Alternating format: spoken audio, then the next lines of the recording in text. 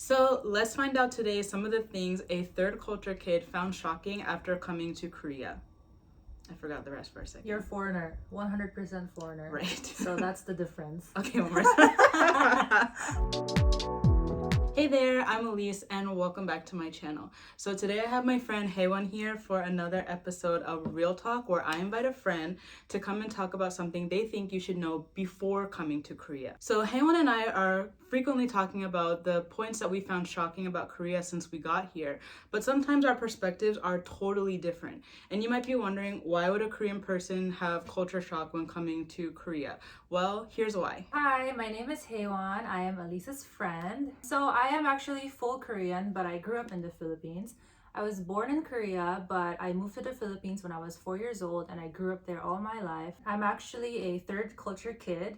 And in case you didn't know, TCK, or third culture kid, these are people who grew up in cultures that are different to their parents, or cultures that are different from their nationality. So let's find out some of the things a third culture kid found shocking about coming to Korea, and also let's see if those things match what I, a 100% foreigner, found shocking about Korea as well. This topic has been done to death, but I promise that you guys have probably never heard the points that we're going to share, and I don't think that you've ever heard the perspective of a third culture kid, so let's get into it. But before we get started, don't forget to subscribe and follow me on Instagram for more advice, stories, and peeks into my real life in Korea. We're gonna be talking about good things, bad things, and also the kind of In things. between. Yeah, we don't want to, Offend anybody. Yeah, just take these things lightly, and it's just entertainment. So what is one of the lighter things that you found shocking about Korean culture? Okay, this is not really shocking. Yeah. It's a big deal to me because I love coffee. You know how much I love coffee. Yeah, I don't like coffee, so can't relate, but I know how much she loves coffee. I don't function without coffee. And right before going to Korea, I came from New York, and the coffee there is just amazing. Yeah. It's so good. And it's actually really strong, the coffee there. So when I first came here, I was really shocked by the watery coffee everywhere. Everyone was ordering drinks that are called Americanos. And as you know, these are espressos with water. She said, as you know, but actually I had no idea what an Americano was before coming to Korea. I'm American, so a lot of people would say like, oh, when you go to the cafe, like you must order Americano, right? You're American. And I was just like, what are you talking about? Like, I've never heard of this drink before. Yeah. But Korea is basically like the land of Americanos. It's just funny, like whenever you go to coffee shops, most of the people you hear ordering will order Yeah. I also heard like people started drinking Americanos as like a way to have less sugar in their coffee and less calories in their coffee, but still have like the energizing effects of coffee. Yeah. I don't know because I don't care because I don't like coffee. Don't get us wrong, there are really good coffee shops around that have strong coffee, the coffee that a lot of people like abroad. But most of the time when I order coffee, I end up kind of getting disappointed because I don't really taste it. So on the topic still of food and drinks, was there anything else that you found surprising? Spam. And everyone knows spam, Spam is not really a fancy food. It is the complete opposite. Yeah, it's the fancy opposite. food. But in Korea, it is fancy. Yeah. She's gonna show you some pictures of I'll have some fancy pop-ups. spam. Yes. If you love spam, I think you would appreciate this thing, but it's so expensive in Korea, and they usually give it as gifts during Chuseok, which is true. like Korean Thanksgiving. Yes. And even for New Year, they have like these pretty packaging that they sell in grocery stores and online, and you're just supposed to like get it and give it to friends and family, and that's supposed to be like a really wow gift. Yeah. And I was so shocked when I found out about this because spam for us is like cheap. It's like super $1. cheap. It's less than $1 like at the grocery store. food. So they have like a bunch of spam containers, and then they also have like different cooking oils that are like limited edition cooking oil or something. But it's things that you'd be like, why is this a gift? Just know like some foods that you think should not be eaten are eaten here. Put on a pedestal in Korea. I always say like whatever the marketing team of spam did in Korea has been like the most genius advertising marketing I've ever seen. So that started out pretty lighthearted. Let's go on to round 2. So what would you say is the next level of thing that surprised you since you came to Korea? Next level thing that I found surprising is Konglish. These English terms are being used as substitutes for certain words, and they mean completely different things. Yeah. And I'm like, huh? It's like they gathered like different English words and made their own English word, and then that is what a thing is supposed to mean. Yeah. But for us, it's like called something different. Yeah. The biggest thing during winter is padding. And you know, like when you say padding, normally you would think like a padding to protect something, or like knee pads or armor, like, or something. Right. So when I came here, everyone was like, "Oh, are you gonna wear padding tomorrow?" I'm like, "Huh? Why would I need to do that?" Padding? Yeah. And it's actually for down jackets and winter jackets. Right. They just call it padding. So now, like some of my other friends, they would use padding when they speak English instead of saying down jackets because they're so used to saying padding. That's here. me. I'm the other friend. Yeah. There are definitely words that like it means something. Like the word exists in Padding, English. yeah.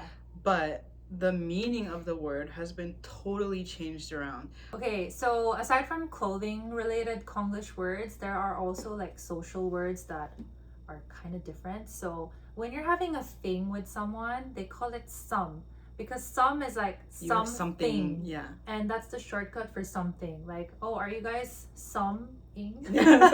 And the other thing is, oh, you know, like when you hang out with your friends and the mood is really lively, they say that the tension is good. Yeah. When I first heard it, I was like, what? Is something wrong? Yeah. Like, is it tension? There's tension? But Yeah. apparently it's a good thing that the tension is good. It means you guys are having good chemistry, a fun time, good vibes. Right. So, what about Elise? Like, are there any words that you were like, oh, what? I think like I was the most shocked by two cases of Konglish. The first was skinship. Like I've seen Korean dramas before, like I've heard the word skinship before, but the funny thing was that actually like Korean people had convinced me that this was English and that the word skinship existed. But actually it's not even English. We don't even have this word. And skinship, for people who don't know, it means like PDA, public display of affection, and it's like skin plus relationship. So basically it means you're touching each other. And then another one that super surprised me was open-minded. So I didn't know this one. Yeah, on Tinder specifically, guys kept asking me like, oh, are you open-minded? And I learned now that if someone asks you if you have an open mind or if you're open-minded, your answer should be 100% no. Oh, okay. Yeah, they're trying to ask you basically like, are you willing to have an open relationship and or like FWB and or a threesome? Like it could be any of those things. Basically like, are you promiscuous? And I kept saying yes.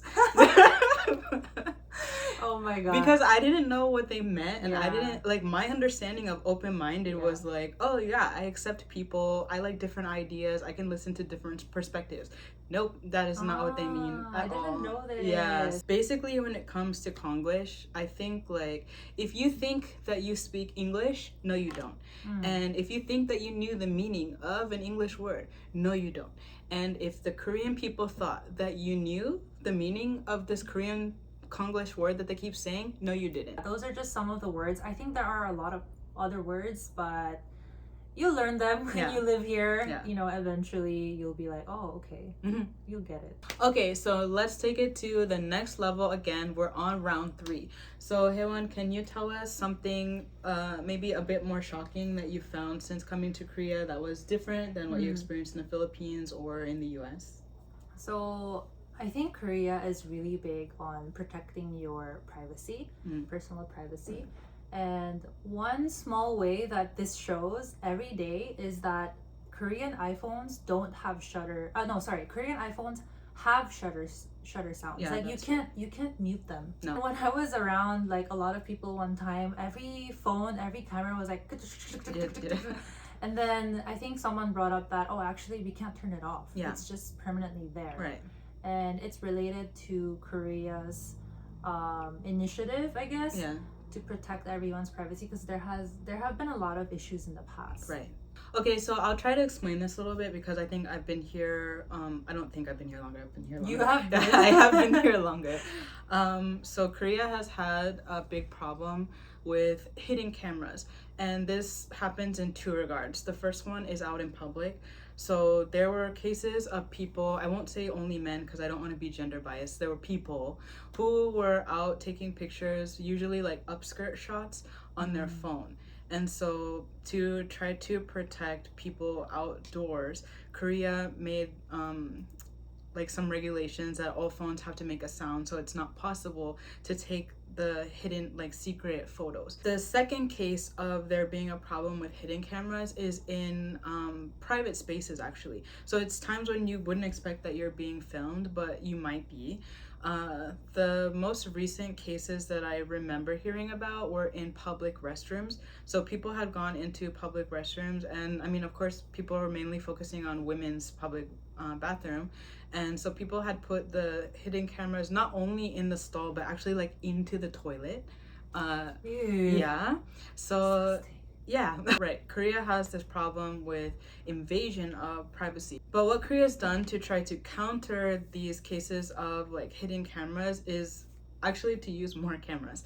So Actually, yeah. So there are a lot of CCTV cameras that are out in public, like they're in the subway, they're in the like alleys, they're everywhere pretty much. Like even some rooms, like buildings, will have multiple CCTV in every corner so they can catch everything that's happening. And what this has done is basically hold people accountable. So I think there's actually like, I won't say there's no crime. There's no place with no crime. But the crime rate is pretty low because people know that they're going to get caught because they know that there's cameras everywhere. Like, it's kind of an invasion of privacy, but they're also protecting you. And if there's those people that are putting hidden cameras places, like in the public restroom, there was also a CCTV that caught them walking into the public restroom. So, like, it's kind of like pros and cons. in the long run, I think it's for the benefit of everyone, and this actually allowed for like, you know, self-service convenience store. Like you just go in and you just pay for your thing and you can leave. Yeah.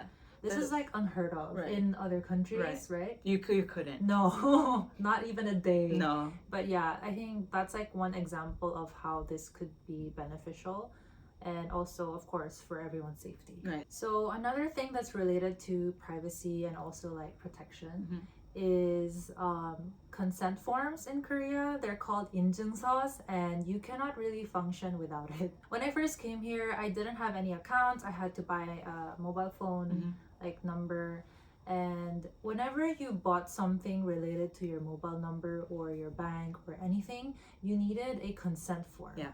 And the pop-up told me to upload my consent form, and I was like, what am I gonna upload? Like, right?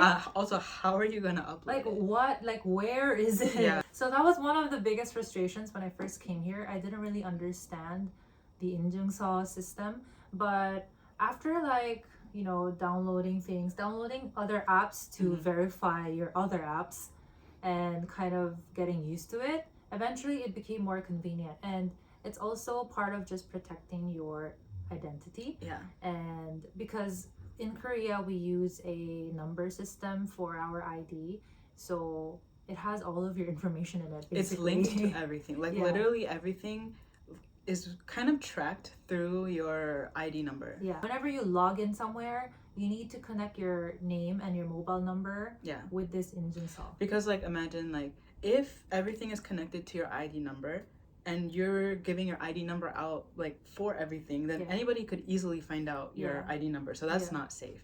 But now they have like all these verifications that you also have to do to make sure that it's you that's using the ID number. So that's the reason, even though like it's super inconvenient. Yeah. We're only mentioning this because I think this is really common stress that people experience when they first move to Korea, because it's one of the first things that you have to set up. You cannot function, you cannot do anything without it. Like when I first came here, I couldn't even order online. It's difficult in the beginning, but once you set it up, it's super convenient. Right, after you've gotten everything done, like it's just like clicks of a button. Like, everything is done like boop boop boop. I don't remember the last time I had to take my card out to put the numbers in again.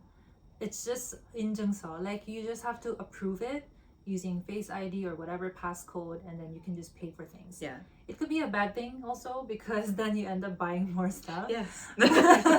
But it's really convenient. So, it's just in the beginning that's kind of really stressful. Yeah. So we've talked about food, we've talked about Konglish, we've talked about the simultaneous invasion and protection of your privacy. So let's move on. Now we're on round 4. heyheywon, would you say that there's anything that was more shocking for you than the things that we've already gone over?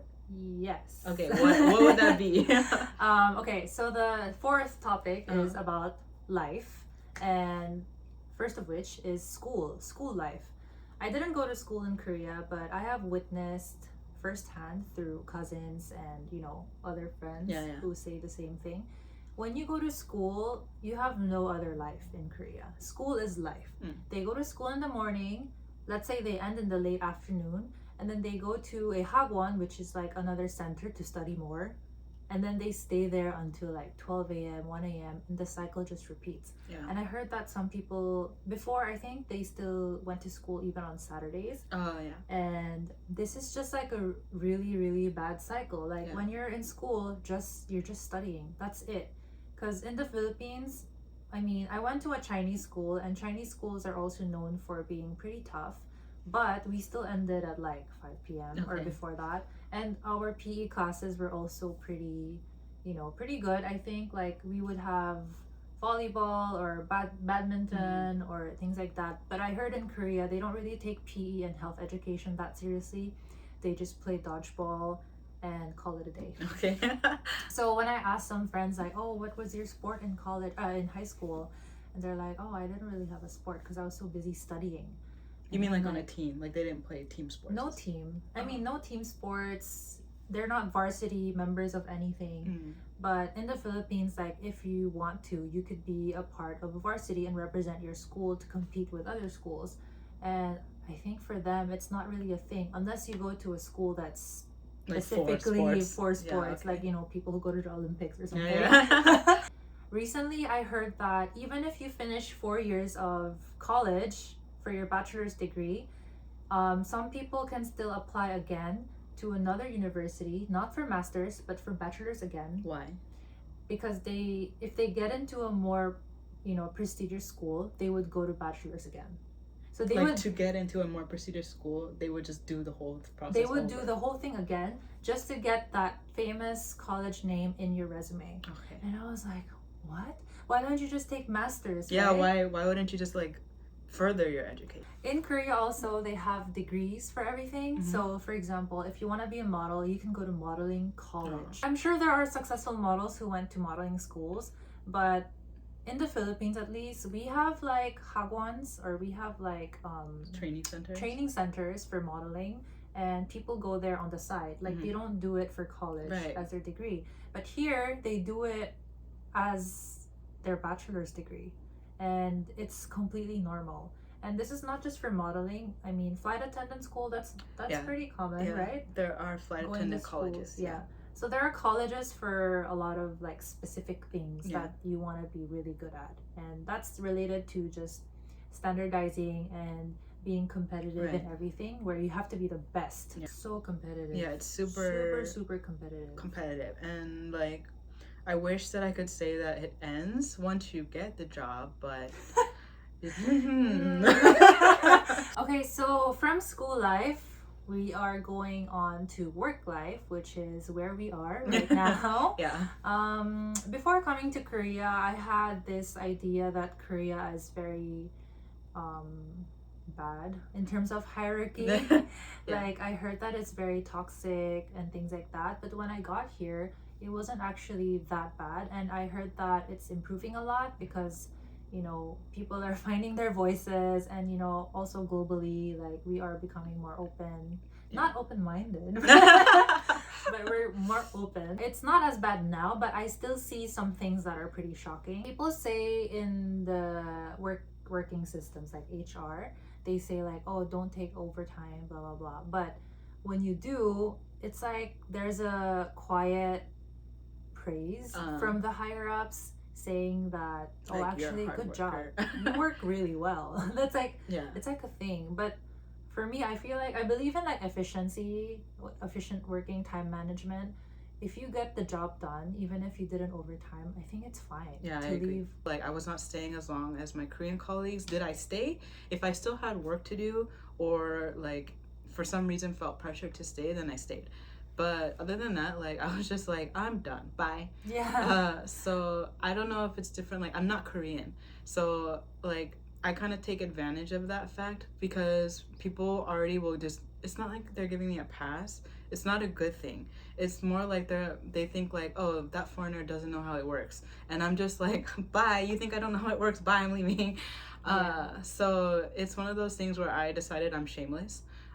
But maybe for you it's different because like you are Korean. Yeah, actually, that's like one of the biggest points of this video is people expect me to act in certain ways because I'm Korean. I look Korean. I'm a Korean national, but I'm not necessarily Korean because you didn't grow up here. I didn't grow up here, and that's the challenge every day because I could have a different point of view, and it's not gonna be taken as well as someone who's who looks foreign would say the same thing. So that's a big challenge also for TCKs who go back to their original country and never really grew up in that country. When I open up about these, like, oh, overtime or like, oh, leaves, blah, blah, blah.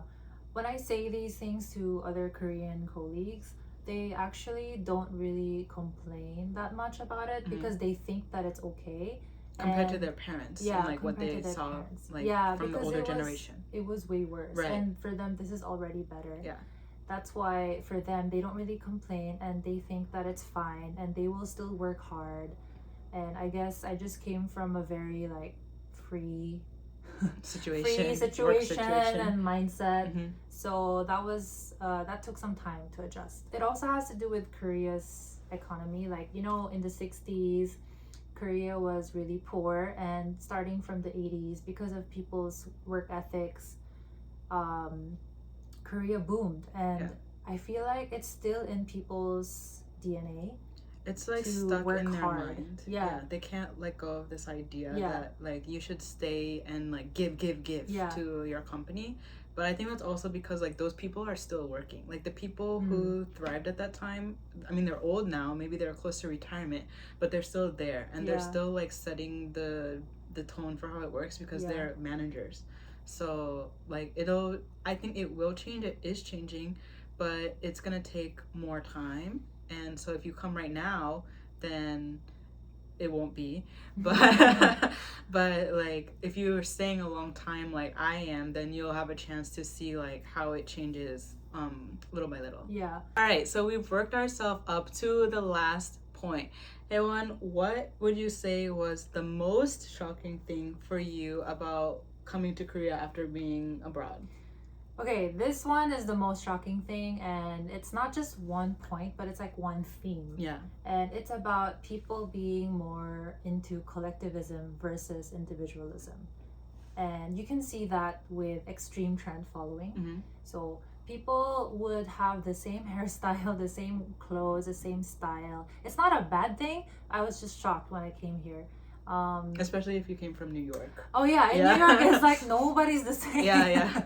And that's like the complete opposite. I think that's why it was more shocking for me because I came from such a different end of a spectrum, like the complete opposite. Yeah. And you worked in the fashion industry. Yeah, that's like another background, sorry.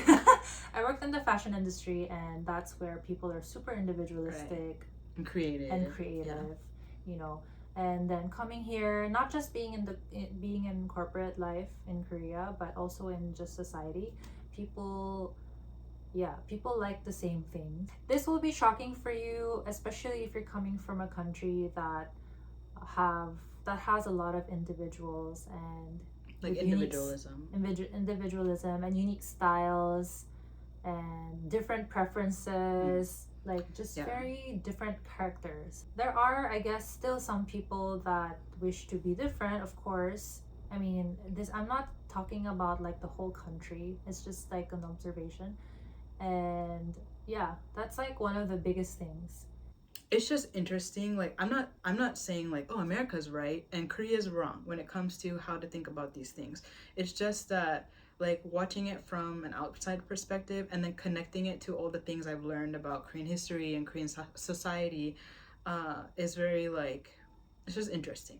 What I've been noticing is also I think Korea is starting to move forward faster in terms of becoming more open and being open to these individualistic ideas through these shows and through conversations. And I think, of course, the global impact is huge. Yeah. So I think in a few years' time, Korea might look different. I think it's important not to judge people. I have a lot of Korean friends, like Korean-born Korean friends, and usually, like, if you just talk to people openly, they can see from your point of view too, and I see from their point of view. So it's important, I think, not to end up hating the society or hating the country because of the way that people are.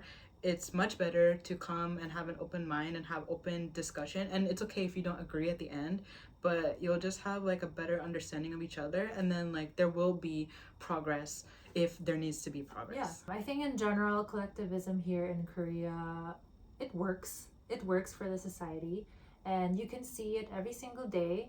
And when you actually experience the good side of collectivism, you would feel like, oh, it makes sense. Yeah. Like everyone has a certain level of respect for each other because of this collectivism idea, and that actually makes you feel safer in the city, and people don't seem to like take you for granted, and they know that they would respect you. So you feel at peace, and that's the good thing about this whole collectivism thing. So I think especially with COVID now, you can see this like much more clearly and feel the benefits much more strongly. Like everybody pretty much wears, I mean, not even pretty much, everybody wears a mask when they're outdoors because that's what you're supposed to do. And like people are following the regulations and not complaining. Like there are some people who complain, but like overall people are not really complaining because that's just what you do, because you have to protect not only yourself but protect everyone. We're all in this together. Like that's the kind of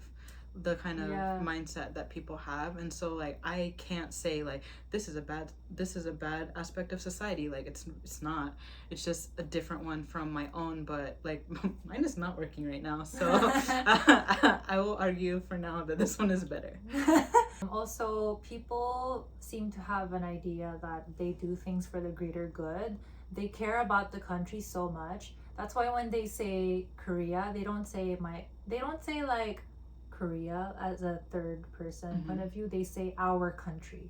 In Korean you say 우리나라. Like people don't say 한국, which is the Korean word for Korea. So that just shows like how much love they have for their country, and that's also why you can see everyone following the rules. And Korea has never had a lockdown because people were just following the rules. And if you see someone who doesn't follow the rules, and that person is definitely an outcast. Crazy. So that's the good thing. All right, well, thank you, heyheywon, for coming all the way to my house to share the points that you found shocking about Korea and giving us a perspective from a third culture kid. I hope that it helped you guys in some way, or if you don't really plan on coming to Korea, I hope it entertained you. So I think that the points that we went over today were not only interesting, but they're very useful if you plan to come to Korea, or if you know someone who's planning to come to Korea. You can always have a discussion about these points with more insight. But if you have more questions about anything that we talked about in this video, or if you have any questions about any other aspects of a real life in Korea, please feel free to leave a comment down below. If you're a TCK yourself, please tell us in the comments below how you relate to this, or how you feel like you're adjusting to your environment. We would love to know. And don't forget to subscribe, like, and hit that bell so that you don't miss out on notifications on when I come out with my next video. Don't forget to follow my Instagram as well. My username is at heyheywonj, and I post about my life here in Korea. So you can also see me on there sometimes too. Yeah, in my stories. As always, thanks for watching. Bye. 다음에 봐요.